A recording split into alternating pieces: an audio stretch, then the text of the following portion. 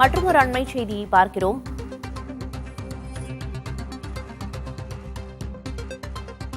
தமிழகத்தில் 28 மாவட்ட ஊரக உள்ளாட்சி அமைப்புகளை நிர்வகிக்க தனி அதிகாரிகளை அரசு நியமித்தது.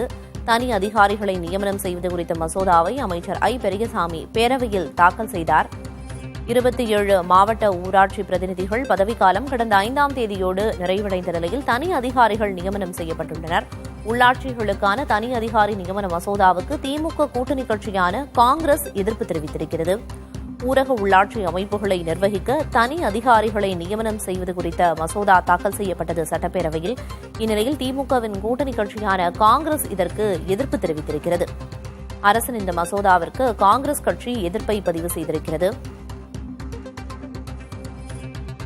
ஊரக உள்ளாட்சி அமைப்புகளை நிர்வகிக்க தனி அதிகாரிகளை நியமனம் செய்வது குறித்த மசோதா சட்டப்பேரவையில் தாக்கல் செய்யப்பட்டது.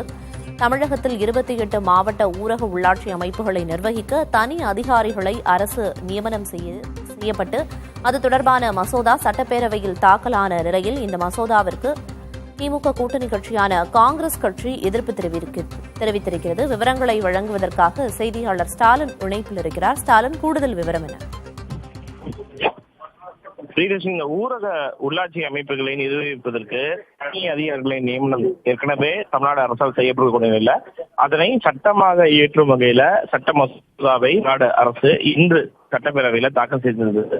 அமைச்சர் ஐ. பெரியசாமி தாக்கல் செய்த இந்த மசோதாவிற்கு அதிமுக, காங்கிரஸ், பாமக உள்ளிட்ட கட்சிகள் தற்போது ஆரம்ப நிலையிலேயே தங்களுடைய எதிர்ப்பை பதிவு செய்திருக்கிறார்கள்.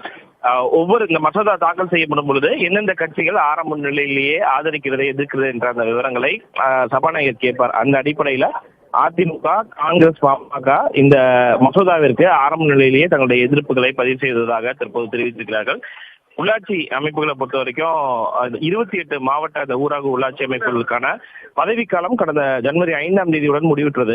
இந்த 5ஆம் தேதி முடிவுற்ற நிலையில் ஜனவரி 6ஆம் தேதி அன்று தனி அதிகாரிகளை நியமிப்பதற்கான அரசாணையை தமிழ்நாடு அரசு வெளியிட்டிருந்தது.